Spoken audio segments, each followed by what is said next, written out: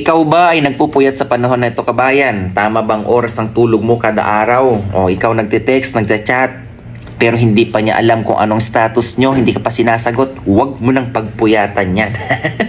Okay? Sir, tanong, yung puyat ko ba kahapon, pwede bang bawiin ko ngayong araw? Habaan ko na lang yung tulog ko para mabawi ko yon. Kabayan, kailangan nating tanggapin na ang nakaraan hindi na kailangan bumalik yan. Masasaktan ka lang. Hindi na po mababawi yan, kabayan. Okay? Ano ba ang masasamang epekto ng kulang sa tulog? Panoorin mo to kung ikaw puyaters. Nag-aabang ka sa sagot niya. Yun pala, pinaasa. Una, mataas ang tsansa mo, kabayan, ikaw ay magkaroon ng sakit sa puso.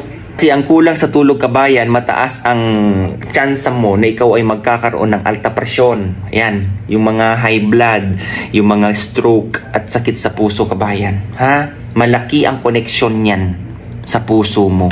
Pangalawa, yan yung mga tao na mabilis tumaba o tumataas ang kanilang timbang.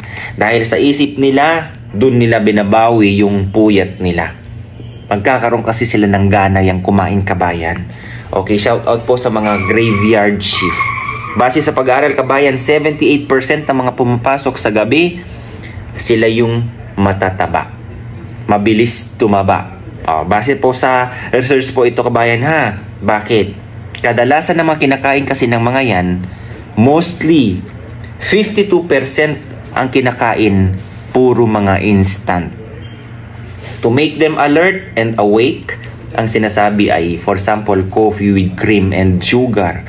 Tapos yung mabilis ang mga instant, pwede dyan, pampainit ng sikmura, instant noodles, mga instant food in fast food. Okay? Kung ikaw naman nagpe-prepare sa bahay, well, good sa'yo, kabayan, at dinadala mo sa opisina mo. Yan po yung mga tao kasi, for example, lalo na daw sa mga kababaihan, ito ha, 85% yan ang cause kung bakit kayo nagkakaroon ng hormonal imbalance. Base po sa research ito, kabayan, ha? Lalo na sa kababaihan, kung bakit kayo, yan, nagloloko yung menstruation nyo, nagloloko lahat, sugar, bakit mataas ang BP nyo? Dahil yan sa mga hormones na epekto ng puyat. Okay?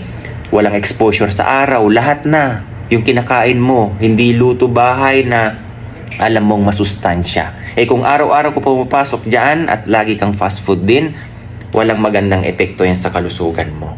Pangatlo, bumababa ang immune system, kabayan. Tandaan nyo ha, yung mga pumapasok din sa gabi, kailangan kompleto kayo ng vitamina dyan to complement what your body needs.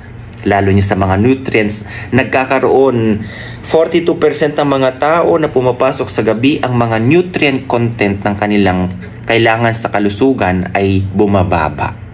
Okay? Sa mga kababaihan, kayo ay nagkakaroon ng problema sa hormonal imbalance. Tandaan nyo yan. Kung kayo bumababa ang immune system, anong mangyayari sa'yo? Madali ka kapitan ng sakit. Konting ubo, sipon, lagnat, mabilis lang kapitan. Okay? Bumababa ang iyong resistensya. Humihina talaga ang iyong immune system, kabayan. Sige nga, pumili ka, kabayan. Gutom o puyat? Ano ang mas natotolerate mo dyan? Diba mas maganda na lang minsan yung gutom ka kaysa sa sobrang puyat mo? Pang-apat, ikaw ay nagkakaroon ng problema sa memorya at konsentrasyon. Pumupuro lang utak, kabayan, kapag ang tao laging nagpupuyat. O sa mga kabataan dyan, screen time. Okay, pag sinabi ni nanay at tatay, ganito matulog ka na, sa ganitong oras matulog na kayo. Kaya nawawalan ng konsentrasyon ng mga bata sa eskwelahan dahil sa puyat. Yung utak po nila o yung brain cells nila ay hindi po gumagana. Alam nyo ba, sa pag-aaral ng IMRS, sa imaging, okay, scan, may ginawang MRI to get the pictures of one brain ng isang tao na kulang sa tulog at yung kompleto sa tulog. At alam nyo ba ang nakita nila sa taong kulang sa tulog?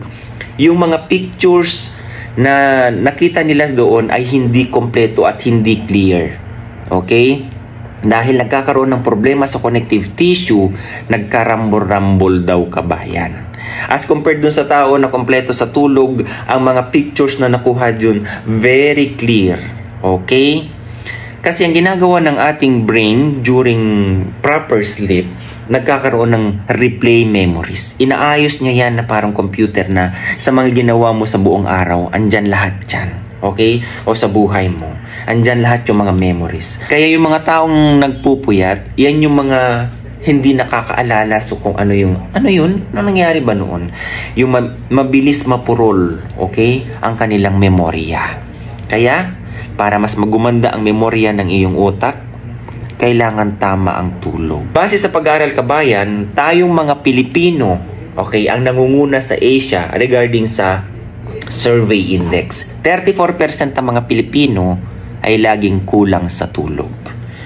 Sipin mo ha, ano bang pinaggagawa natin mga Pilipino? Bakit lagi tayong puyat? Sige nga, buti sana kung yung pinagpupuyatan mo ay merong naidudulot na maganda sa buhay mo. Pero kung wala naman, laro, mga ganyan lang yan, marites, huwag mo nang pagpuyatan ng mga ganyang bagay. Panglima kabayan, ang taong puyat ay lagi nakakaranas yan ng depresyon. Bumababa ang mood, magiging irritable ka, ikaw ay yung connection mo sa ibang tao kapag yan ang naranasan mo, hindi maganda ang epekto. Irritable ka. Okay?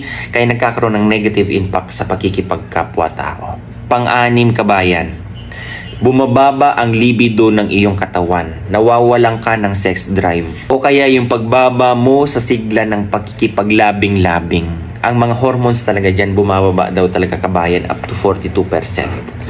42% kaya ikaw nawawalan ka ng gana, nawawalan ka ng lakas at nawawalan ka ng sigla sa pakikipaglabing dahil kulang ka.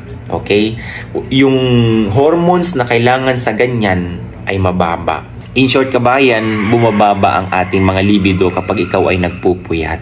Okay? Totoo naman yan. Napapansin nyo naman, di ba yan? Pag kayo puyat, pagod ka pa, wala kang gana. Kaya nga, yung iba dyan, nagkakaroon ng iba eh. Wala ka ng oras sa akin, wala ka ng gana. Di ba? Pang-pito kabayan, mas mabilis, okay, tumanda ang physical na kaanyuan ng mga taong laging puyat. At pangwalo, ikaw ay mas mataas ang tsansa sa panganib ng aksidente. Marami dyan, puyat, nagdadrive. Pwede nga yung rate ng accident ay mataas. Kabayan, kung ikaw ay lagi nagpupuyat, kakaisip kung ano yung susunod o yung future na mga problema, please, huwag mo nang isipin muna yung bonus, huwag mo nang isipin muna yung 13-month pay, darating din yan. Kaya ikaw kabayan, ayusin mo na lang kung ilang oras dapat ang tulog mo ha. Okay, naintindihan ko yung iba na hindi sapat ang tulog nila dahil nga okay, una dyan sa edad din yan. Pangalawa, sa mga iniisip na problema, yung iniisip mo yung problema sa kinabukasan at yung nakaraan, pero yung kasalukuyan, yun ang binabaliwala mong iniisip kabayan. Huwag ganun. Ang mga problema andyan, pero ang pagkakaisipan natin, dapat yung kailangan na solusyon dyan sa problema na yan. Marami po kasi dyan kabayan eh. Alam mo yung punot dulo ng kakaisip ng isang tao? Pag-aalala. Saan? Sa future at yung nakaraan na nangyari na. Totoo yan. Sabi nila sa research kabayan na kaya nagkakaroon ng yung sobrang pag-iisip. Okay? Hayaan mo yan. Enjoy the presence kasi ito yung hinaharap natin ngayon. Future may comes, ayusin lang natin at sipagan at alam mo yun, pagtrabuhan lang natin. The future will follows. Okay? Alam mo na yan kung anong epekto niyan. Kapag ito ngayon, ginaganahan ka, tutuunan mo ng pansin, pinagsisikapan mo, alam mo na ang talagang future mo dyan. Hindi mo na kailangang isipin yan. Pero kung ikaw tatamad-tamad, lagi ka nagpupuyat sa kalalaro mo, alam mo na din ang future mo dyan. Okay? Tayo lang din mismo kabayan ang gumagawa ng ating kapalaran. Okay? God bless everyone. Bye-bye.